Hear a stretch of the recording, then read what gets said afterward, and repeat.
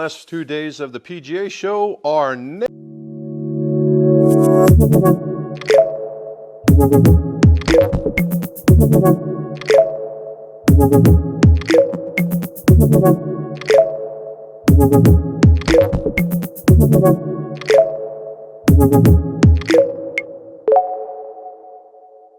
Welcome back to the Golf Shop. This is Jim McCleary, where we talk about golf club repairs, reviews, and fittings. Also, your scores can go low. Although today we are going to talk about the last 2 days of the PGA show, what I would call days 2 and 3.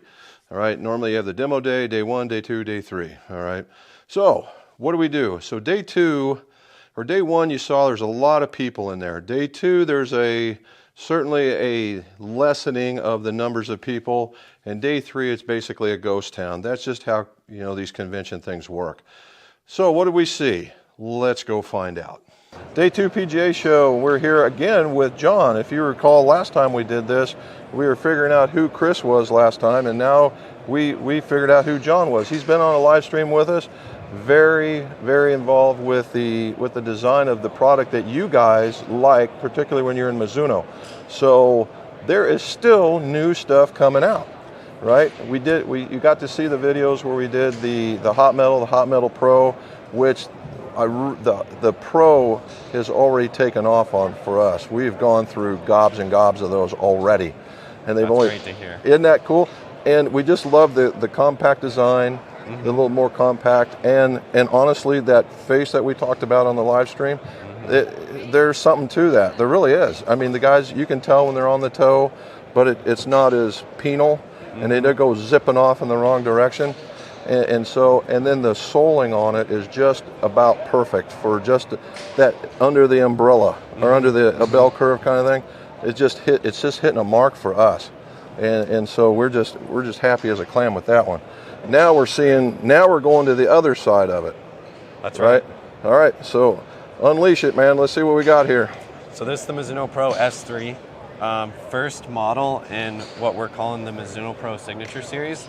So this is going to be a family of irons, 4-year life cycles, cavity backs, muscle backs, kind of just for our tour guys, for that better player, traditional lofts, kind of going back to our heritage, that classic Mizuno Pro shape, forging process. Of course, we got the copper underlay. Nope. We're bringing back, I don't know if you remember triple cut sole. Yes. We had it a long time ago. Yep. So there's tilt leading edge. Yep. So that relief on the trailing edge, as well as like a high bounce on the leading edge, high bounce surface on the leading edge. So there's actually 2 clubs at the show this year with triple cut. The JPX forged as well. So that's kind of rounding out that hot metal family. So I like so let's go back. So this is just basically, is it 1025 or 1020? Yeah, 1025 pure select mild carbon steel. Right, going through the forging process that Mizuno is all known for. Yep. Right, that's what put them on the map. Right, and this is a compact, traditional lofted, going to match up with the blades. That's correct. Kind of stuff. So okay, players, there you are. You got it. You want it. There it is. Right. And then what we're calling the forge. So what makes the forge special other than our sole grind? Yeah, so not only a sole grind, but so that face we were talking about on the Hot Metal Pro, we were able to achieve that on the forged. Oh. So in previous generations, 923 forged in particular, we kind of deviated from the technology that was in those castings in the hot metal. We couldn't achieve that cast face per se in a forging. So we'd go through the bottom of the sole, have micro slot to get that variable face thickness. This is completely new construction. A full pocket cavity allows us to have unlimited access to the back of the face. So that contour lips on the Hot Metal Pro, that's on the forged. Oh, cool. So this is by far the hottest, fastest forge that we've launched to date. And so in the past, there was always the thing that the forged model was a Mizuno Pro in JPX clothing, is what they used to, the other folks were saying. This one has, now in the other ones, because I have one, it seemed like the blade length was maybe just a hair longer and the sole was just a hair narrower, or with a much higher radius on it, where this one, I just like the look of this golf club. The fact that it's left-handed helps too, but I just like the look of this club is just so solid, right? It just looks like it needs to hit a golf ball far.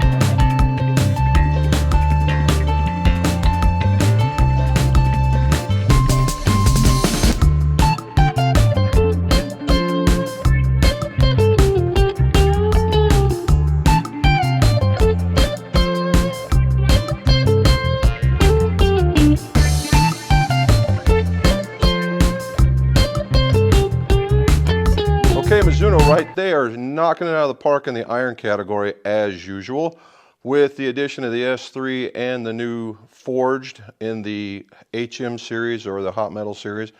And both of these things look outstanding. Now, there will be significant differences between them in that the lofts will be, they're literally one club different. The Mizuno Pro aspect, or the S3, very thin top line. It looks basically like a blade-headed dress. It's made to be comboed. We saw that. Where the Forge is going to be for the slightly stronger player, but maybe needs a little bit more forgiveness. Still in that category, that next step up. All right, and I think a lot of people will be surprised how good that feels. So let's see what else they got. But wait, there's more. Here we go. Tell us about this one. This one is exciting. Yeah, so this is completely rebrand of our wedges. We got Mizuno Pro T1 and T3. The T1 being the muscleback, coming in 3 different colors. This one in particular, that Mizuno blue that everybody loves. We have a chrome and then a black. It's pretty much the same black as that. Right, I saw one of these. There. I saw this one out at the demo day. Yep. And I saw the blue. I just didn't see the chrome. And so what makes this one better than, say, the T24? So the biggest change from T24 is material change. Okay. So we've moved away from the boron steel. This now has our 1025 Pure Select monocarbon steel, same thing that's in the S3, same thing that's in our muscleback. Transition of feel. Yep, exactly. So this is going to give you a little bit softer feel than T24's. Still got the copper underlay. So soft, similar feel, and then I think did we change some grinds that are available? So then the letters got different. Okay. The grinds and the shapes are very similar to T24. We kind of changed, I guess, the letter attached to that shape. Okay. Because that's where I was telling them about D grind and how we really, in our mountainy area, that the D grind works pretty good. And he said, well, that's the P grind now, or something very close to it. Right. I'm like, okay, so now we got to get used to the new letters. Yeah, we've confused everybody now.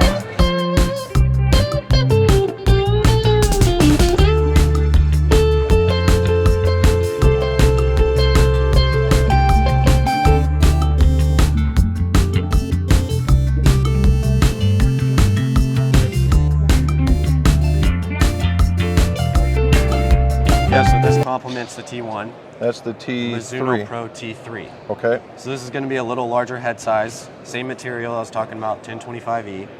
Copper underlay. This one does have a leading edge bevel, sort of like the S3, the forged. Okay. So this sole in particular has a little more forgiveness for that player who might stub it or have trouble getting through the turf. Little wider sole. This one only has, I guess T1 has 6 different grind options. T3 has 3 different grind options. Okay, and what you got, C, whatever the other two might be? Yep, C, S, and maybe M in this one. Okay. So the letters match up between the families. Right. Okay, wedges and putters, right? Wedges and putters. The wedges look good. That's all I can tell you. I don't have any just yet. All I've seen is they look outstanding. They look like the S3 wedge looks like it's something that needs stamping. It's just that clean.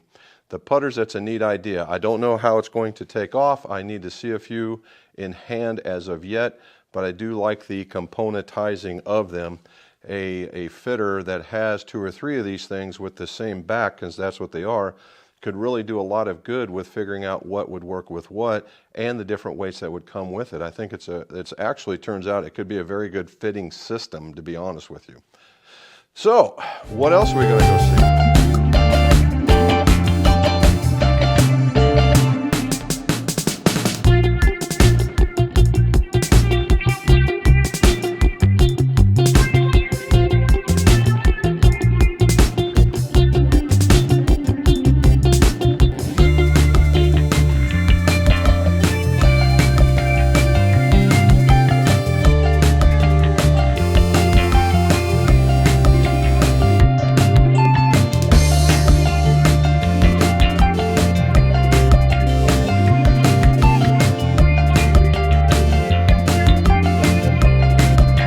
a stop at the demo day is never complete without talking with Nippon Shafts and my buddy Mark here. And Mark is a longtime awesome fitter and also a shaft guru.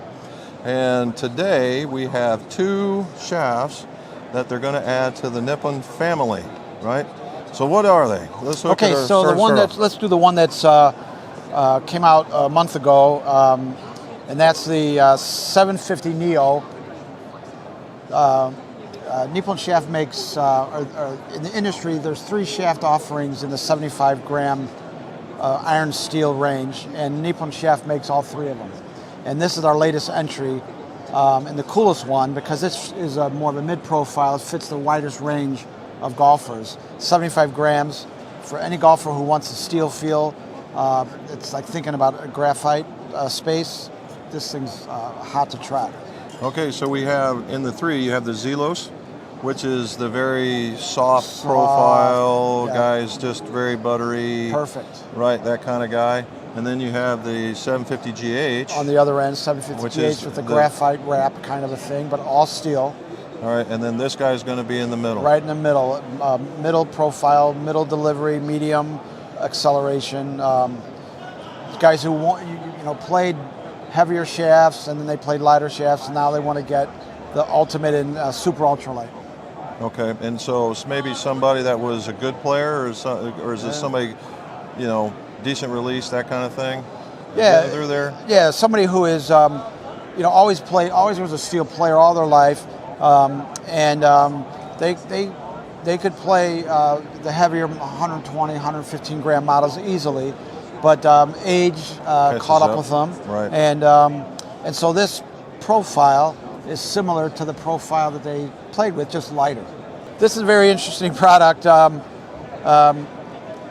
This is a family of its own. This is the NS Pro Modus 110. And if you look at the models, how they're numbered in the Modus system, we got the 110, 120, 130. The ones with 0, those are models that are brand new designs, first ever offered in the market, and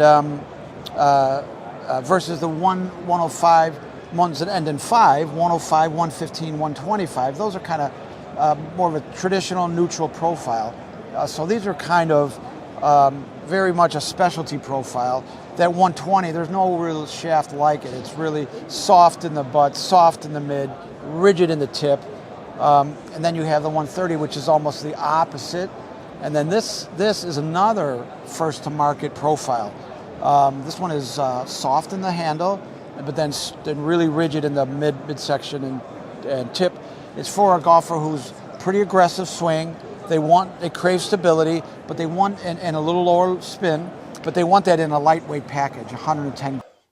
All right, Nippon just keeps adding to their arsenal, right? That 750 is going to be for that under the umbrella, slower swing speed. A guy wants lighter but still likes the steel feel. We're going to test that. I believe I've got some now. The 110 shaft, that looks to be intriguing as well. I imagine it came in as a competitor to the DG Mid 100 in that they got a 115-ish kind of club. We'll see where that one fits. It's not due out for a while. I'm on the waiting list to get those.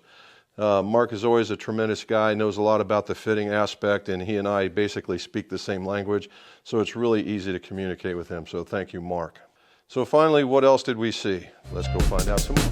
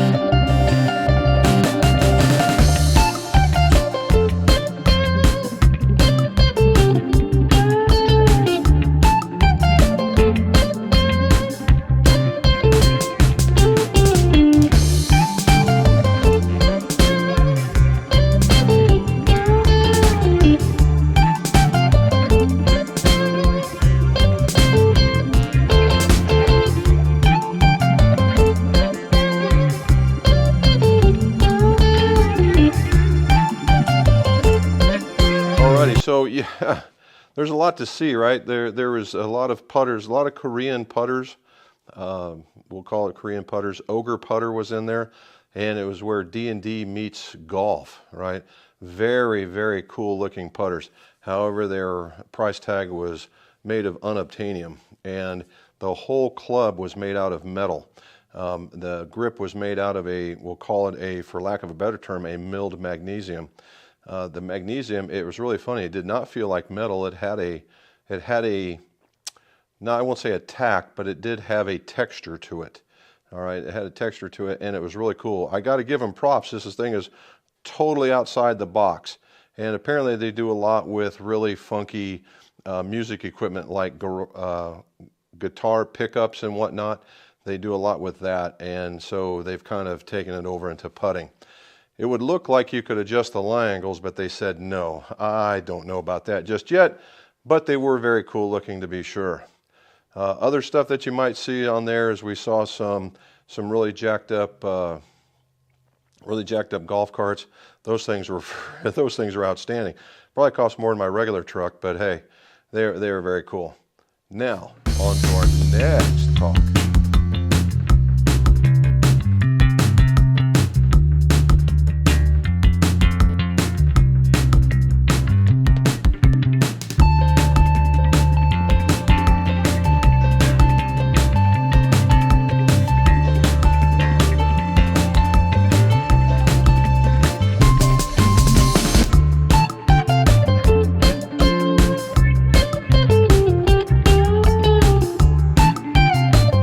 So we're going to talk about bucket golf. How'd bucket golf get started? This is my first swing of the day, so this is going to be fun. All right, I'm excited to see it.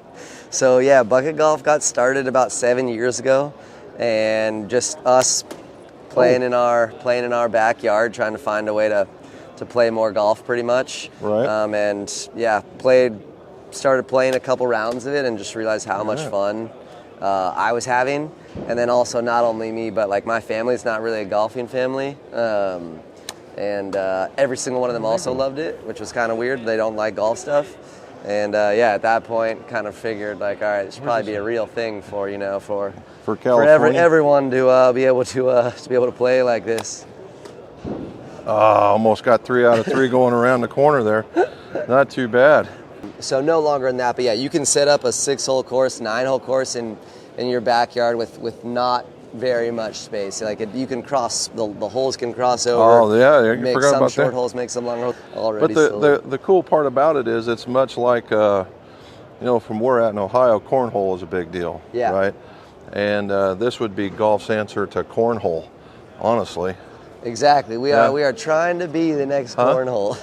Where does one go if somebody's not at the show?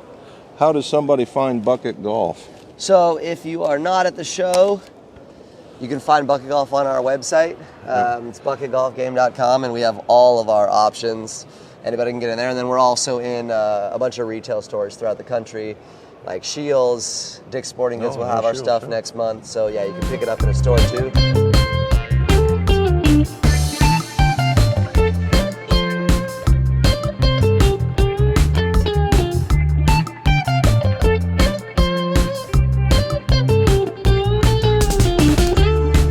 Alrighty, so the last bit of this is we saw again another putter company from Korea, which was definitely a componentized piece. And again, they hold a lot of stuff close to the vest in that we would do the fitting, they would do the building. Well, that doesn't work for me, but they're very clean. They felt very good, so not a bad thing. So if you want to be a fitter for a putter, and you wanted to have, and it's a very clean component. And funny part was it works in the same fashion that Mizuno did. So I don't know if these guys are talking to each other or not, but very nice. The people there were extraordinarily courteous. It was very, very nice. Okay, bucket golf, man. Bucket golf, it's just too fun to not want to get one of those. I'm not repping for them. I don't do anything, but it is just a lot of fun to go out in the yard and just mess around and just have fun with the family, yourself. Make it a cornhole game, whatever you want to do, and I just think there's a lot to that. All right, I just think it was really cool, and that's how we ended up with them and Daphne's head covers. You can't say enough about them. They had a whole bunch of animals and kooky stuff this time around. In the past, I believe I liked them better in the fact that they had like the Starship Enterprise, and they had these really off-the-wall things that were going on. But the stuff they had, it's always high quality. It's always fun to see what they've got. All right, so that does it for day 2 and day 3 of them all. So what do I think? Well, I think it was a very successful show for a lot of people. I think it was well attended, much better than in probably the last 3 or 4 years. At least that's what it seems to me. Could have been weather related, possibly. Could it have been the fact that they're just interested in what's going on? Another, possibly, right? So there's a lot to go. I didn't get to go to the beautiful people section where the hats and the shirts and the pants and all that other stuff was. Just didn't make it over there because we just ran out of time visiting with people. Also, if you saw through some of the pictures, we did get visited by a lot of people that, you know, follow the channel, which I thought was extraordinarily cool. Everybody from OEM people to people that are just down the street, like Efren from his place in Arizona. And just all kinds of, it was just really fun, right? It was just really fun. So, again, we got all our stuff in. We got almost 90+% of the stuff that is new, and we're getting ready to test. So get ready for an onslaught of testing videos. If you want to see something or want to know something about these golf clubs that are coming out, like a spec or a material or something along that lines, just let me know. Put them in the show notes below. As always, thank you for watching. Like and subscribe. Join us on Mondays for the live stream, and let's see your scores go low. Okay, got to get ready. Got to get psyched up for this, right? Got to get psyched up for this. All right, here we are at Star Grip. Anders challenged me to make sure we see what I could do. He said his best is 3 seconds. It's off and on. 329, right? 329. I'm not going to get 329. Let's see. Is this a left-handed grip? I just want to know because I'm a left-handed guy. Is this a left-handed grip? We got that? That is a handicap. Okay, are we ready? Is it just a matter when we get started here? Here we go. We're gonna do this. I do like this new grip. So let's a little bit before we get started. This STX, I like that. Is this any special kind of pattern, or is it just? Yeah, we developed that we had a lot of testing done. And it turns out this pattern here is so good in wet conditions. Okay. It's not too aggressive. It is pretty aggressive, but not too aggressive, so it kills your hands. But so still there's some softness to it, but it's works very well in wet. Yep. When I first got a hold of it, I thought, man, this feels just a hair bigger than standard, and I was like, it is. I really kind of like that though. Yeah. You know, that's a good feel, right? I like that whole setup, and I do like this new kind of I've been calling it tie-dye kind of vibe on those things. We call it the swirl. The swirl. Kind of swirls when we do the injection molding. Yeah. To make the two-tone colors. Yeah, I do. I like those. I like the green and black because I'm a green guy, but that was just the way it is. Yeah. Alrighty. Well, here we go. You got a practice run here or what? Yeah, you can do practice. All right, I do. Oh, here we go. That's going to be the problem. Coming up. 6.8. Oh, that's pathetic. We can do better than that. 6.8 on the trial run. All right. Are we ready? All right, let's try it again. Up. Wow. That was even more pathetic. 7.8. Jesus God, man. What happened here? What do we got to try? What am I doing on the going back part of it? Well, you go on your hand, so let the air just push it back. Yeah, you can take Oh, I got that part. Yeah. I got that part. It's this part that's killing me. I figured it out. Okay. Alrighty. My last attempt of all. We ready? Yep. 1.